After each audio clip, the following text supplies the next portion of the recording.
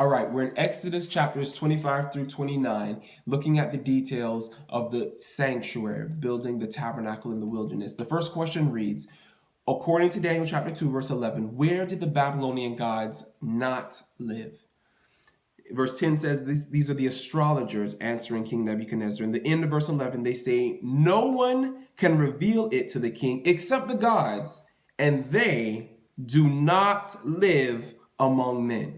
These are people who should know about the gods. They're the people who worship the gods, who led in the worship of the gods, and they know that the gods do not live among men. That's just not what they do. They're too good for men. They're too high for men. They're too powerful for men. Why would gods live among men? That would make them it seems that would make them less God to make them dwell among men. They're gods who don't live among men. The next question, according to Exodus 25, verse 8, you may know the verse. Why did God command them to make a sanctuary? God told Moses to tell the people to make a sanctuary explicitly for this reason, and I will dwell among them.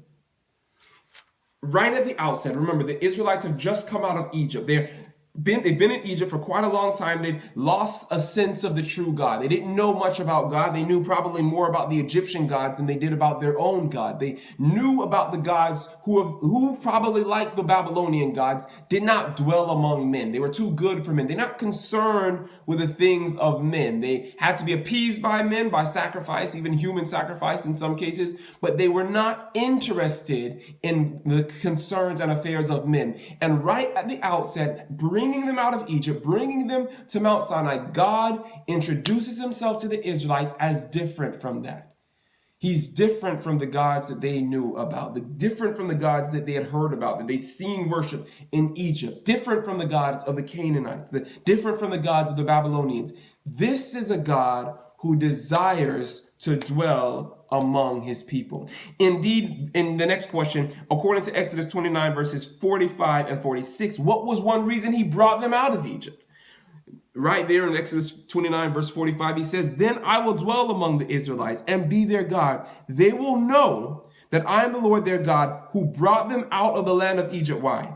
So that I might dwell among them. I am the Lord their God. This is the God of the Bible, a God who is not like the God of the Egyptians, not like the God of the Babylonians, not like the God who is separate, distant, inaccessible to his people, that the people have to do all kinds of things to get his ear to listen to him. They have to kill themselves. They have to sacrifice their children, they have to sacrifice all things so that they can somehow get the attention of this God who doesn't dwell with men, as the Babylonians said. He's not that kind of God. This God is a God who dwells with his people. He's near. This is a psalm. Like, the Lord is nigh unto all them that call upon him.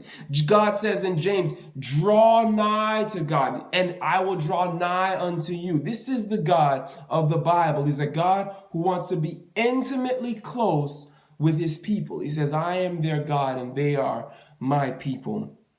The next question, according to Exodus 29, verse 42 and 43, who would God meet with, and where would he meet with them? Verse 42, first we have him saying that at the entrance to the tent of meeting, other translations say the door of the tabernacle of meeting, the entrance right there, you remember the tabernacle, right at the entrance. This is inside the outer court. You have the outer court with the veil, the white linen veil that's all around, but inside the outer court, and you're not in the sanctuary, but at the door, at the entrance of the tent of meeting. This is where he says, I will meet you. Who is the you? Moses is the you. He's telling Moses, I will meet you and speak to you. Well, that makes sense.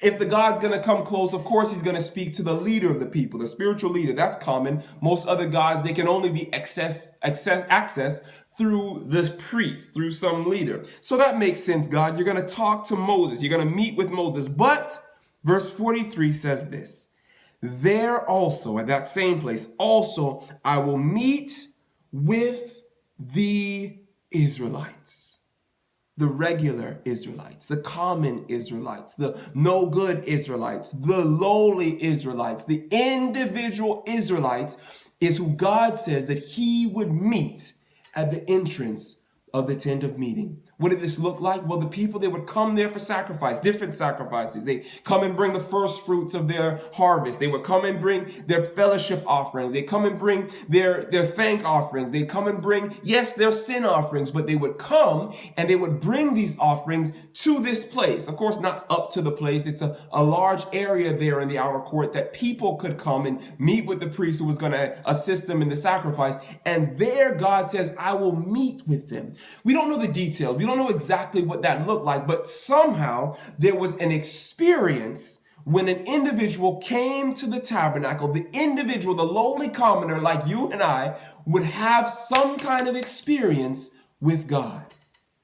It's a promise of God. That's where I'm going to meet with them. They would come there, and if they're coming there seeking forgiveness, they would know. The Malachi says that the priest is the messenger of the Lord. And so maybe that's how we met with them, by inspiring the priest to speak messages of comfort when they needed comfort, and when they had come with a sin offering. Maybe when they were coming with a thank offering, rejoicing, God would give comfort, maybe, and give them assurance of their thanksgiving. Paul says that we should rejoice with those who rejoice. So maybe the priest would rejoice with them and help them sing a song of thanksgiving. But we don't know what exactly it looked like, but we know this, that God promised, and he can't break his promise.